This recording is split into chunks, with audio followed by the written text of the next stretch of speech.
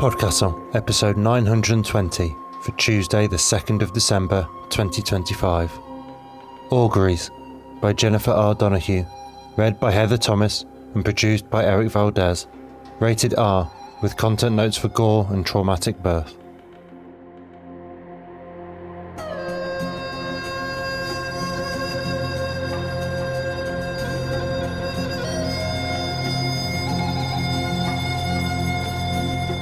Good morning, good day, good afternoon and good evening, and welcome to PodCastle, the flying castle of fantasy fiction. I'm your host, Matt Dovey, and it is my privilege to present for your enjoyment Auguries by Jennifer R. Donohue, narrated by Heather Thomas. This story was first published in Gamut, Issue 3, March 2024. Jennifer R. Donohue grew up at the Jersey Shore and now lives in central New York with her husband and their Dobermans. A full member of the SIFWA, she works at her local public library where she also facilitates a writing workshop. In addition to Exit Ghost, her debut novel, she is the author of the Run with the Hunted cyberpunk heist novella series and the Learn to Howl werewolf trilogy. Her work has otherwise appeared in Apex magazine, Escape Pod, The Deadlands, Fusion Fragment and elsewhere. Heather Thomas is a jewellery expert by day and frantic dabbler in many things by night. She co-hosts Under the Pendulum with her two siblings, and her other narrations can be found on Pseudopod, Escape Pod, The Wicked Library, Creepy, and Tales to Terrify. She lives in Denver, Colorado, with her husband and her two spoiled rotten cats. And now pay attention, for our tale is about to begin, and it is trying to tell you something that will be painful to learn.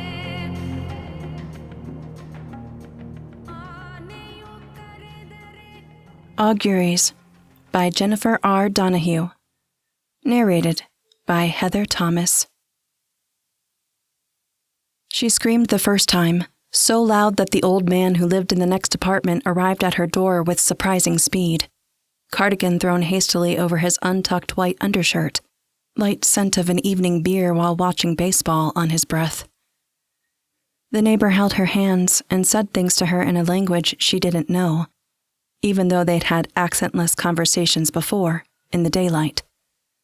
When she wasn't suddenly being torn apart, when there wasn't a sudden gush of blood onto the rag rugs she'd gotten at a garage sale, when there wasn't a dark bundle on the floor, a wild-eyed hare, full-grown, linked to her by a disgusting fleshy cord that the neighbor cut with a folding knife from his pocket.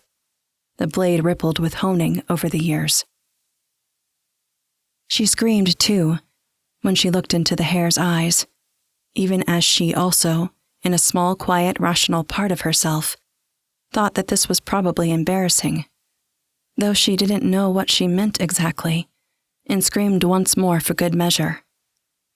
Maybe she meant embarrassing for her neighbor to see her like this, or embarrassing for this hare to be here.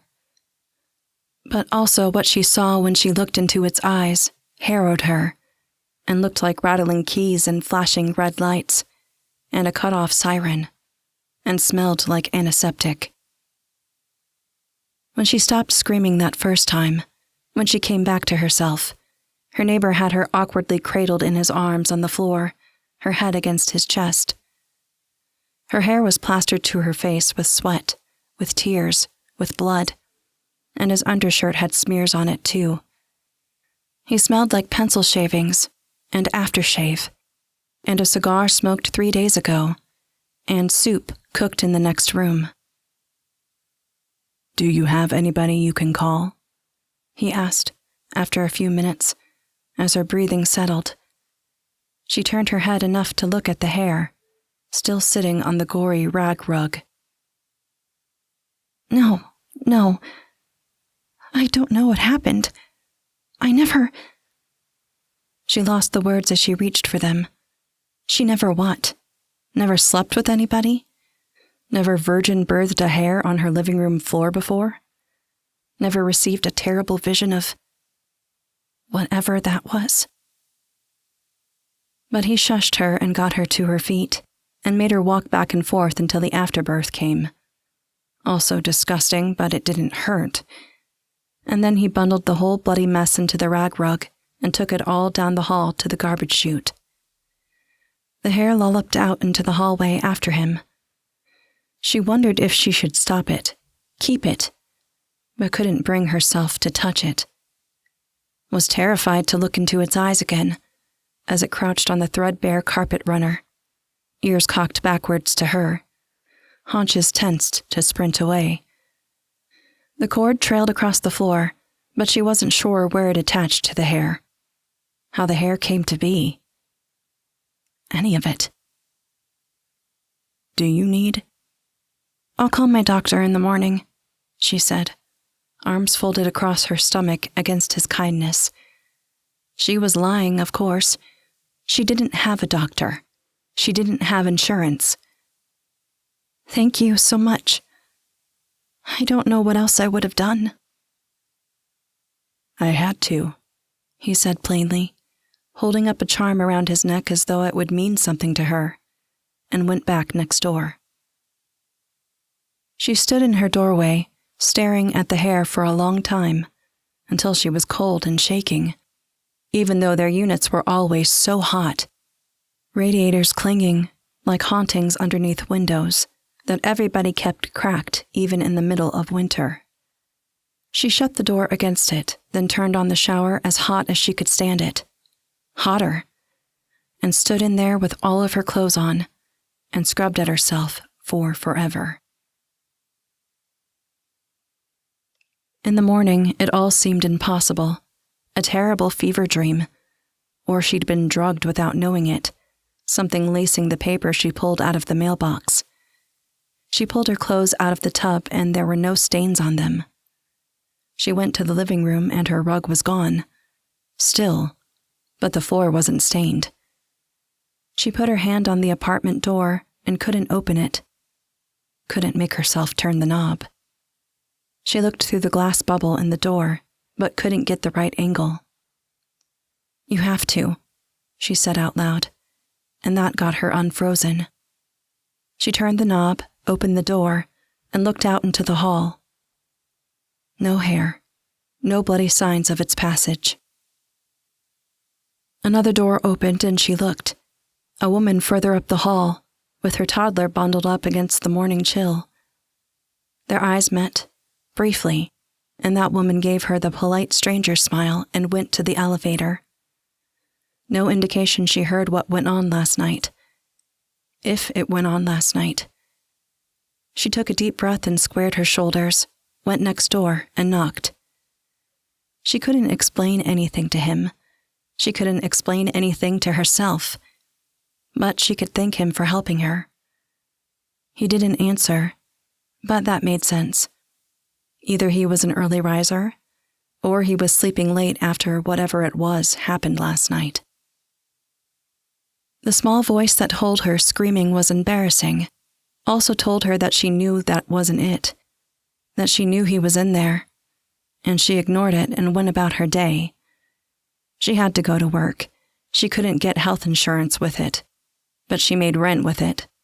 Data entry in a cubicle farm where everybody wore ID lanyards, and nobody knew what anybody's names were, even though they all saw each other every day. She didn't have work friends. She didn't have anybody she could pull aside and say, "So, something weird happened last night." She thought maybe she could stop at a women's clinic on the way home, but she felt normal now. And what would she say to them? That she gave birth to a rabbit last night? No, not a rabbit, definitely a hare. They wouldn't believe her. Or worse, they'd feel like they needed to do something about her. No. She went home and hesitantly got her mail from the box in the downstairs after letting herself into the building. Had the tiles there always been black and white checkered? They had to have been. Nothing about this building had changed in 50 years or more, other than wiring for phone, internet. Her neighbor's mail was still in his box, and she looked at it for a long time, filled with unease, and then took a deep breath to steady her resolve and went upstairs. His door was closed, but everybody's door was always closed. It would have been so easy to walk past, and to go to her door. It didn't have to be her problem. No, she had to. He helped her last night. She knocked and listened. Nothing, not even the sense of sudden silence, like somebody trying to avoid being heard, frozen and hoping the knocker went away. She knocked again. He was always home at this time, she realized.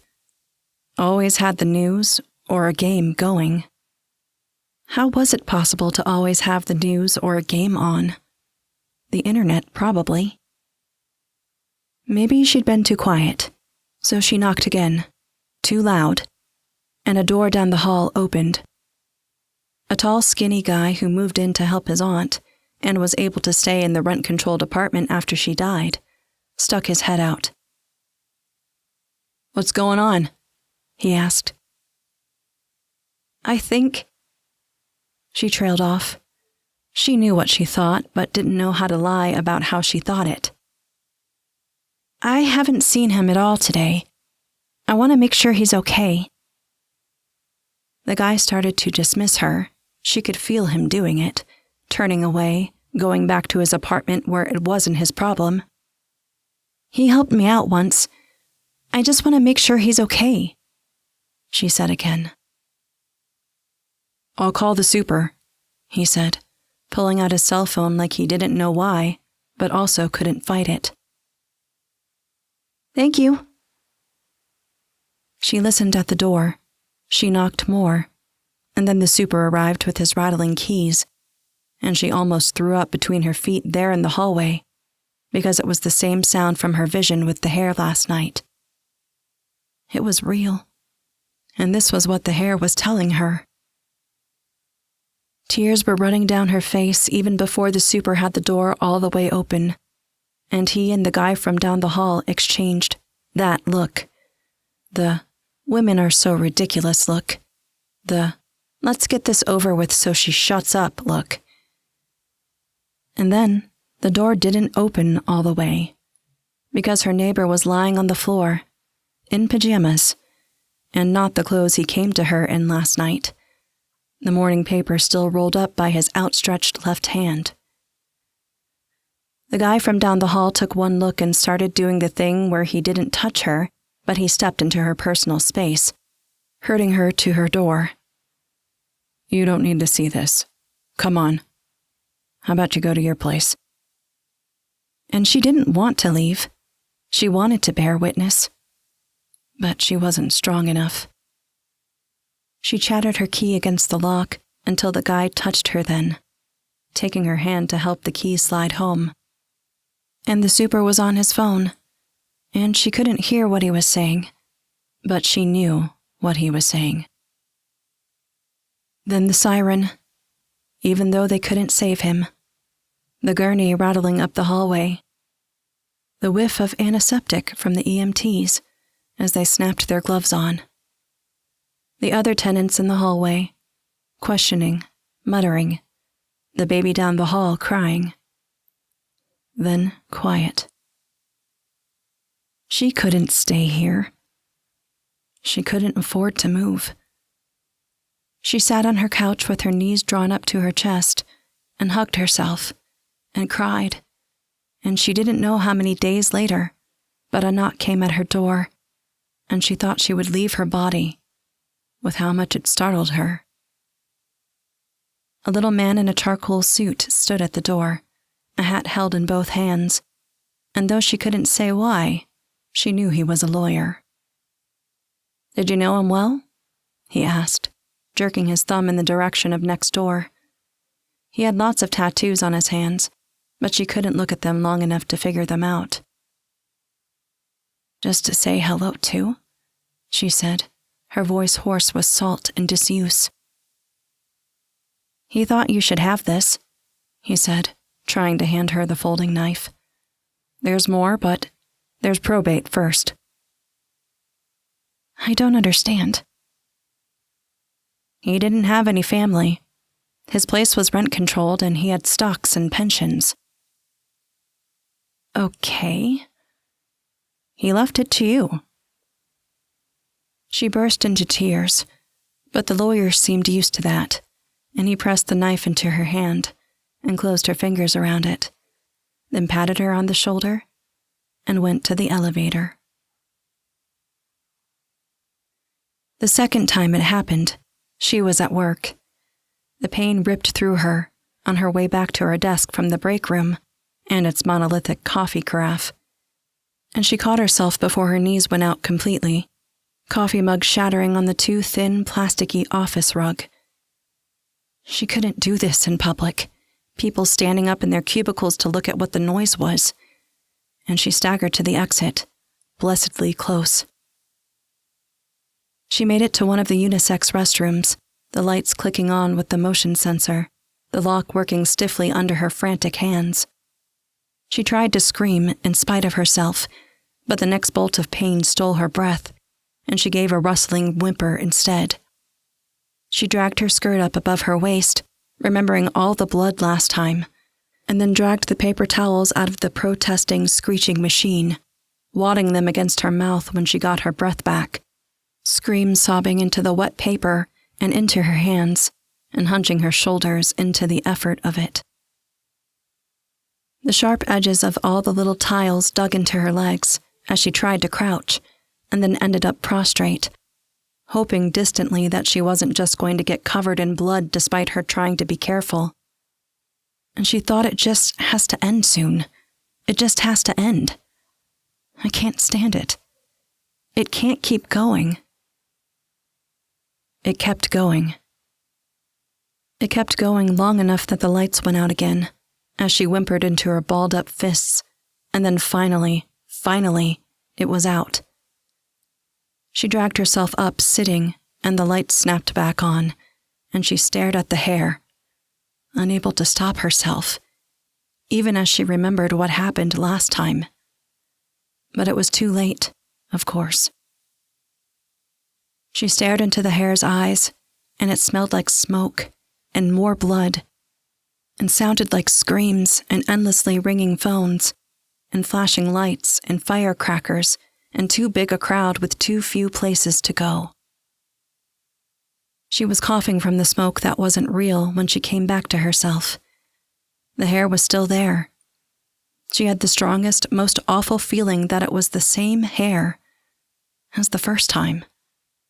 She fumbled out her neighbor's knife that she'd kept on herself like an amulet, and unfolded the blade and held it against the cord, had to close her eyes and consciously stop herself from heaving, and then cut through it with surprising ease.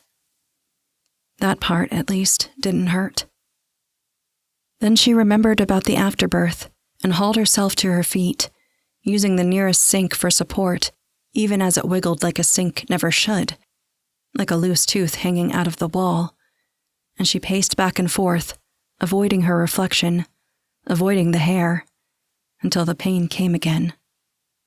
No, not pain, pressure, like every time a doctor or nurse ever lied about something just being a pinch, except it wasn't a lie this time. Short and hard and sharp like a sneeze. And then it was done, except for the cleanup. She used almost all the paper towels on the afterbirth, the blood on the floor, and then on her legs, and then on the hair, which let her handle it in such a docile way that it made everything that much worse. Then she looked at herself in the mirror. Her hair she could get wet and fix. Her clothes were rumpled but could be worse. Somehow they'd escaped the blood. If the blood was real. She felt unhinged, adrift, unmoored from reality. Everything looked fine enough, somehow. Other than that there was a hair on the floor, cleaning its face, trembling as it side-eyed her. Somebody tried the doorknob, and then knocked, and she startled so hard it felt like somebody hit her. 1 minute, she called. She looked down at the hair, and it looked back at her. She started to reach for it, looked at her bare hands, and withdrew. She pulled more paper towels out of the dispenser, stood with them in her hands, and then crouched down and picked up the hair in them like she was getting a bug off the floor. and the hair let her pick it up. And even though it seemed very large on the floor, and when she was giving birth to it, when she picked it up, it was smaller all of a sudden. Small enough to fit into the cardigan pocket that didn't hold her phone, so that when she smoothed her hair one last time in the mirror and walked out of the bathroom, no hair was apparent. Her phone rang as she walked back to her cubicle. A no-no. And heads turned again as she ducked down, sat in her chair, and answered it. It was that lawyer. "Probate's gone through," he said. "Just need you to sign some things and it's all yours." "What?" "We're still inventorying the apartment, but the lease on the apartment, which the building will probably pay you a lot for so they can break the rent control, his bank accounts, his stocks." "No, I mean..." She trailed off. She was exhausted. She still smelled the smoke, heard the screams. "Where's your office? I'll come right now." He told her, and she wrote it down on a Post-it note. Then she typed her resignation, hit print, picked up her purse, and walked out. In the shiny metal elevator, her reflection funhoused around her as she wrapped her cardigan tighter around herself. And when she got off on the first floor, she took off her keycard lanyard and dropped it onto the security desk as she walked past. The lawyer's office wasn't far. She walked in the bright sunny day that wasn't warm but wasn't cold, and when she came to a grassy corner park, she stopped and looked around. No people right there, right that instant. She reached into her pocket and cupped the hair in her hand, and when she drew it out, it was hair-sized again, in its paper towel blanket. She crouched and set it in the grass, and it dashed off from her in a straight line before pausing under a bench and cleaning its ears. She balled the paper towels into the garbage and went to sign the papers. Her little house was like a child's shoebox dollhouse. She took comfort in its simplicity, but also felt like the house was built as solid outer walls and then temporary stage walls in between splitting the rooms. As if entering the house caused her to enter a play that an unknown writer had staged for an unknown audience. There were little green aprons of front and back yards, and a garage with a blue-painted door, though she did not have a car, and a single tree in the center of the front yard that the real estate agent claimed was a lemon tree, but had not yet borne any fruit. Maybe it was the wrong climate. A trellis of climbing, trumpet-shaped flowers were against the back wall of the house, and they regrew every year, but she wasn't sure if they were supposed to. She never replanted them.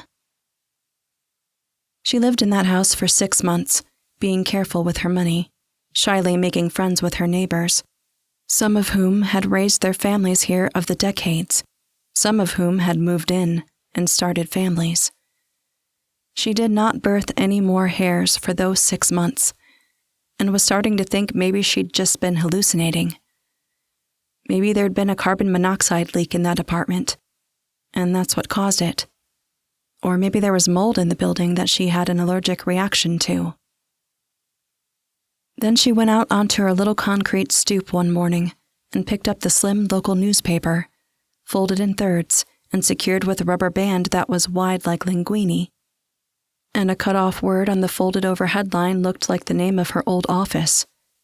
And her stomach did a slow kick and a rollover, all on its own, as she shut the door with her back and slid down to sit, staring at the slightly misprinted picture of emergency vehicles in front of her old building, after somebody came in with a gun. And she couldn't focus long enough to understand if it was an employee or a former employee, or somebody else. Just that there was a gun, and gunshots, and a fire, too, somehow. A year ago, she would have been there.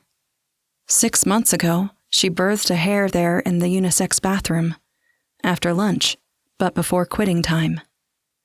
And then she quit. She sat there for a long time, long enough for the sunlight to move across the living room wall. She only worked part-time at the thrift store down the street. Nobody would look for her until tomorrow. She couldn't stay on her living room floor forever. She stood up and went to the kitchen, then folded the newspaper back into its thirds and put it in her stainless steel sink, then rummaged around in her kitchen drawers, leaving them all hanging open, until she found matches. She broke the first two, but the third lit, and the newspaper caught immediately, as though it had always hungered for the flame, turning into orange feathers, and then black ash, and then pale gray ash, and then she ran the faucet over it, and poked it all down the drain with the blue silicone spatula she used to make macaroni and cheese. Then she threw the spatula away. Then she fished it back out of the garbage and left it in the sink. I could have been there, she said to her shoebox house. But she wasn't, because of the hair. Did one awful thing cancel out the other? Balance it? Her stomach rolled and she thought that she'd somehow shocked herself into giving this terrible birth again, and she staggered to her feet and made it to the bathroom, with some idea that if it happened in the bathtub, she could just wash the mess down the drain. But once she was there, the pain faded. She burped sourly and after a few blank moments got a drink of water, not waiting for it to get truly cold. She kept waiting for the pain to seize her, or for somebody to burst through the door and shoot her anyway. None of these things happened. It was dark out now, the bathroom window a dark mirror. Maybe the hair had warned her. Maybe both times the hairs had warned her. But why? And why now, and not before the other horrible things that happened to her? The accident that took her parents, the foster system, living where she didn't know anybody, not even the neighbor in the next apartment who still came and helped when he heard her cry out. Would it happen again? Or had it stopped forever? Was it because of the neighbor? More months passed. A year. 2 years. Enough time for her trumpet-shaped flowers to grow back twice. Enough time for her to think that there really must have been some kind of poisoning or something that made her think she'd given birth to hares and gotten some kind of prophecy from them.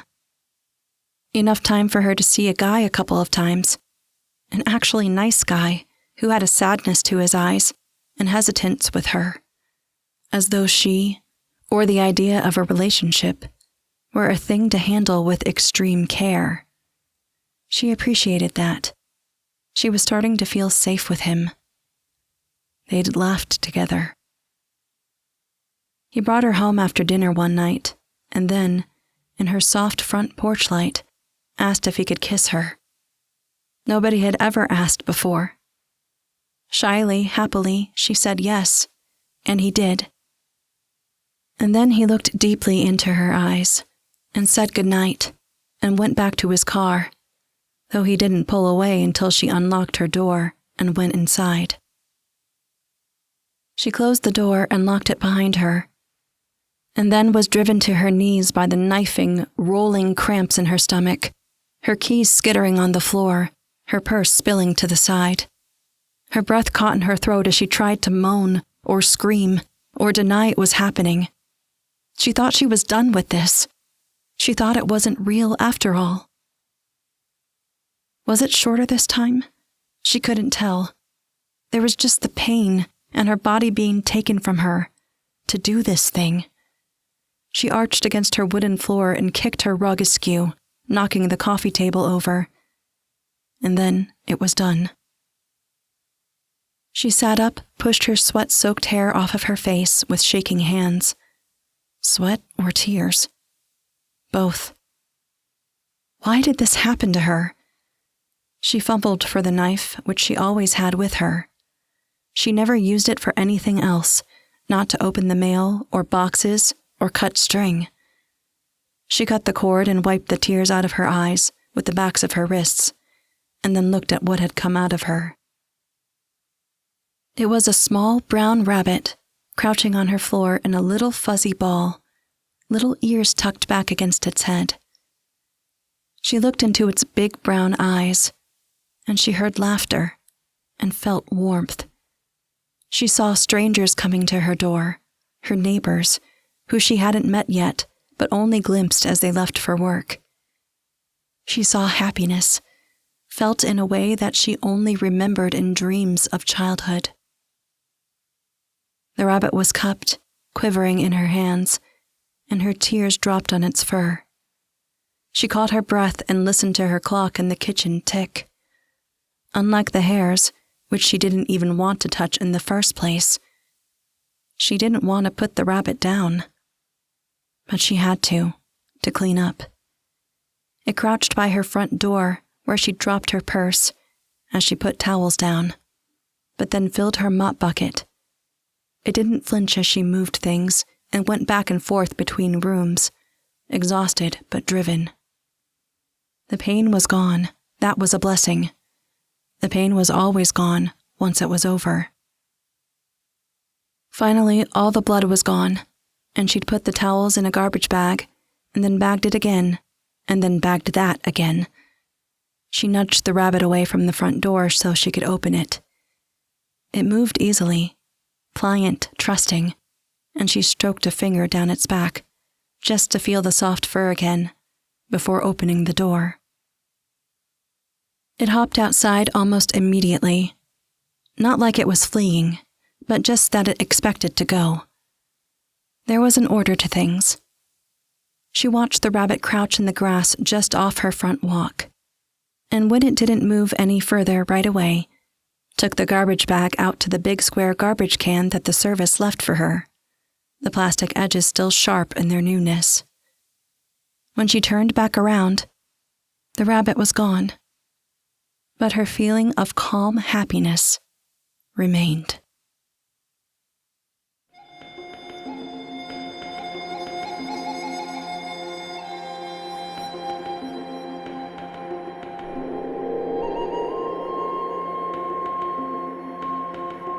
And welcome back. That was Auguries by Jennifer R. Donohue, and if you enjoyed that, then I'm afraid I have no more PodCastle episodes to guide you to. But if you're willing to hold your nose and go for some of that newfangled science fiction stuff, then Escape Pod have two of her stories, episode 731, For Whatever We Lose, and 623, Surveillance Fatigue. There's also a bibliography with a bunch of links to other stories on her website, authorizedmusings.blogspot.com. Prophecy is a well-trodden idea in fiction and myth.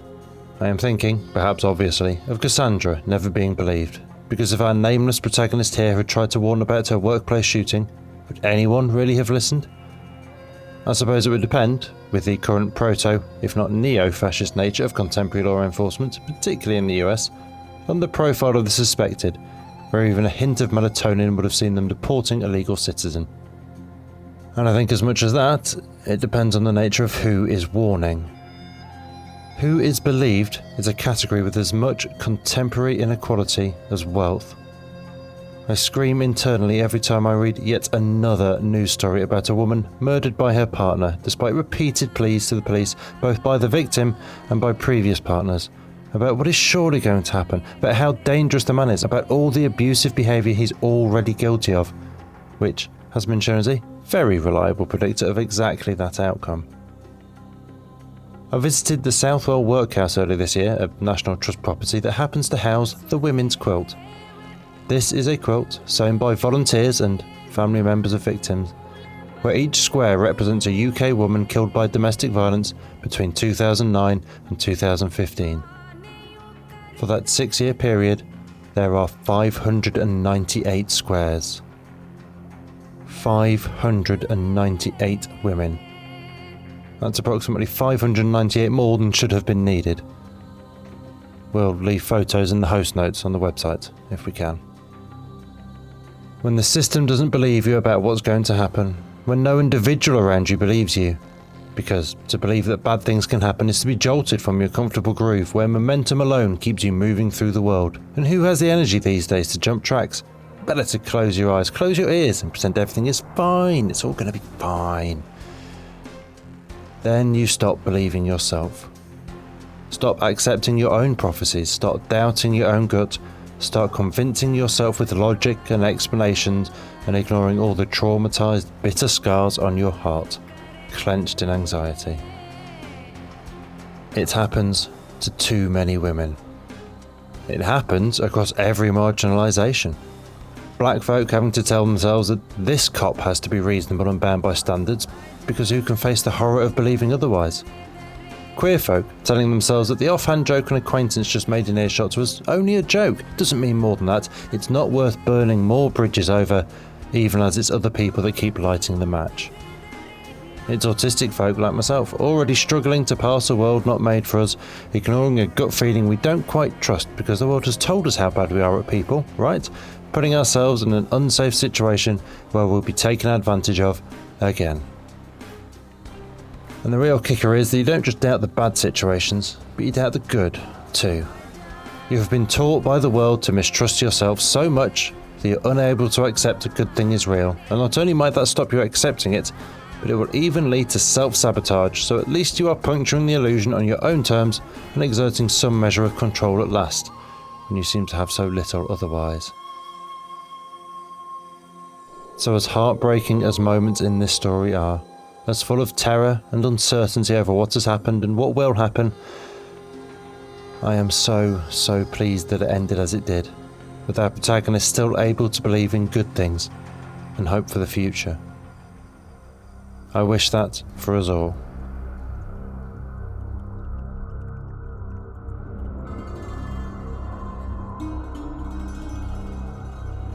That was our show for this week. On behalf of everyone at PodCastle, your co-editors, Renini Kamamia and Devon Martin, assistant editor, Caitlin Zavanovich, audio engineers, Eric Valdes and Dean Kidd, and our many wonderful first readers, Andrew Cahoe, Balawan Conte, Craig Jackson, Amalia Harrington, Habiba Dakubo, Julia Patt, Kieran Corsini, Tania Barry, Tava Nova, Tierney Bailey, Zeev Witties, and myself, Matt Dovey. Thank you for letting us share another story with you. PodCastle has long survived on donations alone, and even though there's ads now, subscribing through our Patreon remains the best way to ensure we can keep bringing you one story told well. And if you subscribe at the $7 tier, you can get rid of the ads again. So if you'd like to support what we and the rest of Escape Artists do, please join our Patreon at patreon.com/EAPodcasts through your browser to avoid paying the App Store fees. Prefer another method?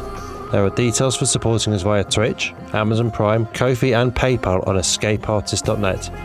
Or you can reach out directly by email at donations@escapeartist.net with any questions and someone will get back to you.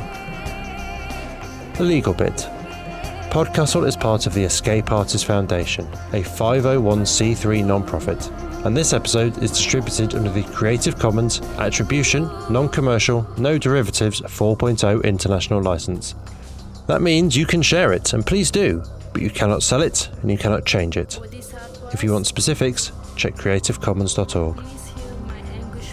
Our music is by Shiva in Exile. We'll be back next Tuesday with another fantastic tale. In the meantime, you might care to check our sister podcasts, Escape Pod for science fiction, Pseudopod for horror, Cast of Wonders for YA speculative fiction, and Cat's Cast for speculative cat stories. If your heart belongs to us, though, we'll see you next week. Be safe and be kind.